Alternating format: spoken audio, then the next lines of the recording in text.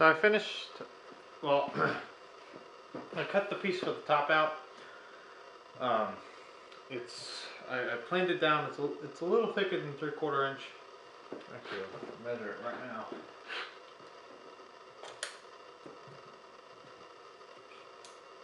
It's about 1/16 inch over 3/4. So a little thicker than 3/4. Okay. It's a little oversized, about 1/8 of an inch on each side, so that when I mess around with the hinges, which I'll make tomorrow, the hinges are a bit sloppy in the design, but I wanted it to be as authentic as possible. I'm not going to have the faceplate here, but I'm going to have a lock plate. But for the top, what I'm going to do is on the inside, hollow it out with an adze, about 1/4 of an inch deep.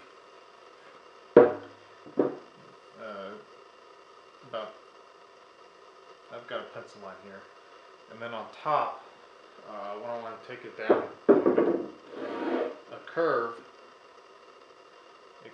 like this to about 1/2 inch. So take off about 1/4 of an inch so that it's a nice arc.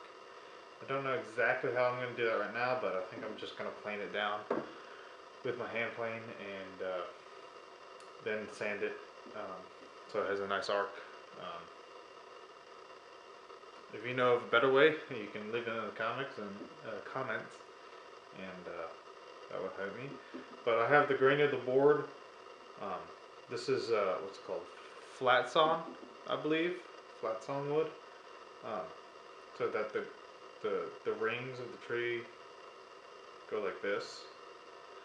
So I have the rings going like this, so that when it sits on the board, it might bow up, but it's not going to bow down into the chest. So I think that's the correct way to do it. If not, let me know. But I'm going to get started. I'll add the inside of the box, inside of the top, and then I'm going to curve it. So let's get started.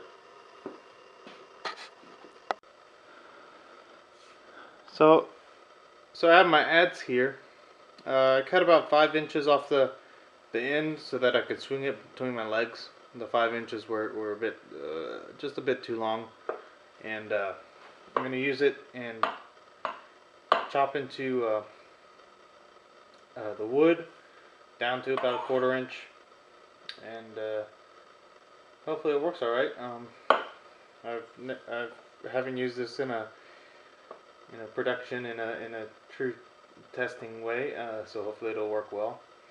It's a little, I wish I had forged the head just a little bit lower, because the angle of the thing is a little steep, but hopefully it'll get it done.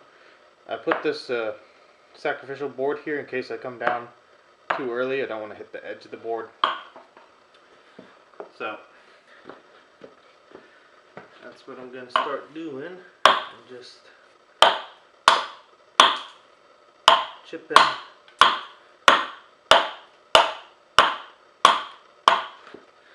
the blade here.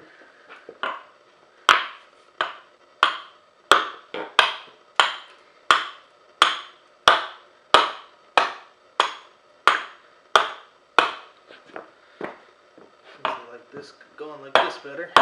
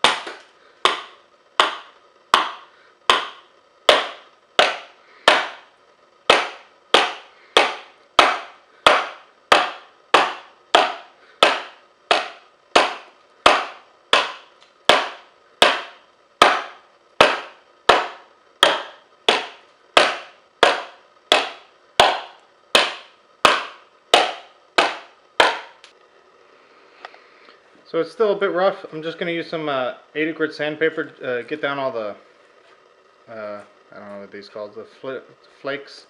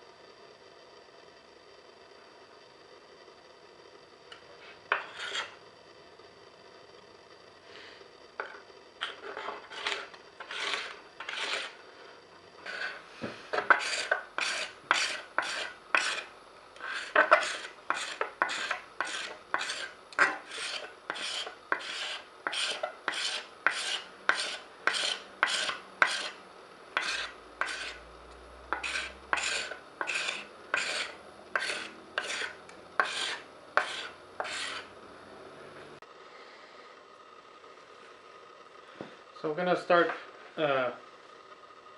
curving the top, and I'm gonna use the plane. I'm gonna plane down to about a 1/4 inch on both sides, and then smooth it over.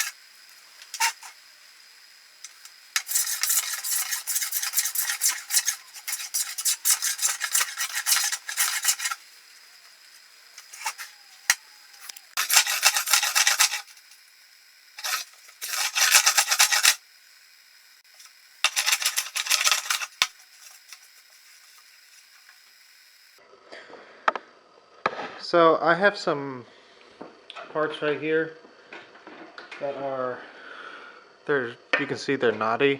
I got a big knot right here, big knot right there, and one right here. And the plane is just getting caught up in this. So instead of planing it, I've planed it quite a bit. You can see there's quite a bit around this. But for the rest of it, I'm just going to use a sander so I don't get as much tear out and chipping. So I'm just going to use my belt sander and use the slack on the belt, and use that to finish up or do the rest of the sanding, and then I'll probably finish up with the cabinet scraper.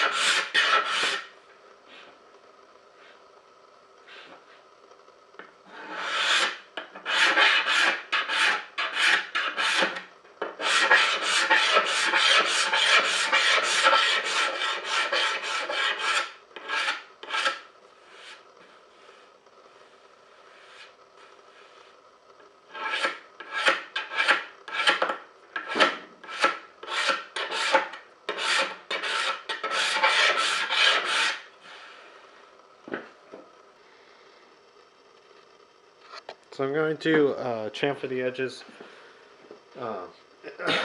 around all the corners.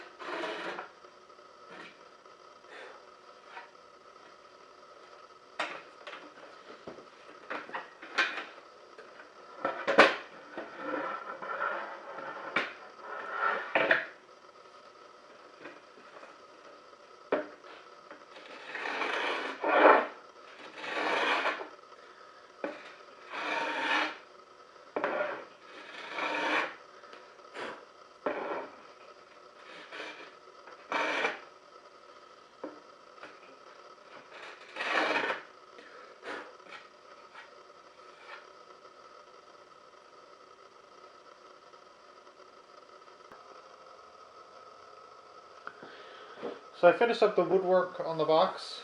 All this, the side, the front and the back and the sides, the bottom and the top.